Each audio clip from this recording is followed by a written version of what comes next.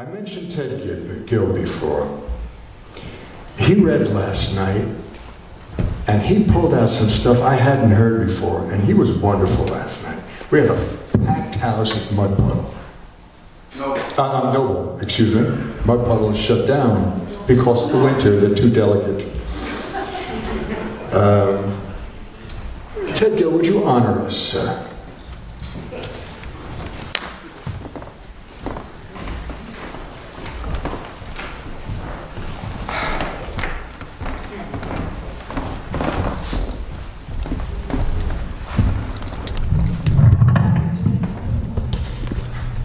Kind of creak and I sort of groan as I walk, so I take my time. I'm going to start off with a request, and then I'm going to do a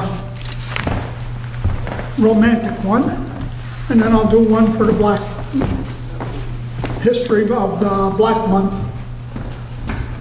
Hit all the bases. Tailgater. Where in the heck do you figure to go if I should suddenly stop? Do you think that you can sneak by below, or do you plan to go over the top? There's a ditch just beyond the rail on the right, and the shoulder's not very terribly wide. Traffic breaks to the left are seldom in sight. Pulling out would be sheer suicide. There's no place to pass for quite a long way. You'll be following me for a good while. I'm sure it won't cost you that much delay to drop back a half of a tenth of a mile. You're following so close on my tailpipe right now, I'm sure you can't see out ahead. If I had to stop real sudden somehow, we'd probably both end up dead. A bump at this speed would cause more than some dents, and tailgating doesn't prove you're a big macho man. Just drop back just a little to show your good sense, and I'll let you get by just as soon as I can. This is a romantic one, spoken versus written word. I'm awkward with the spoken word, those little nothings sweet to hear. You'll find I'm not the kind of bird who whispers in your ear. I must sit and sort and think and measure out each phrase. And then I resort to pen and ink when I've assessed what each word weighs. I lack this one romantic touch. Perhaps my brains are slow. But I hope you know I love you just as much as if I told you so.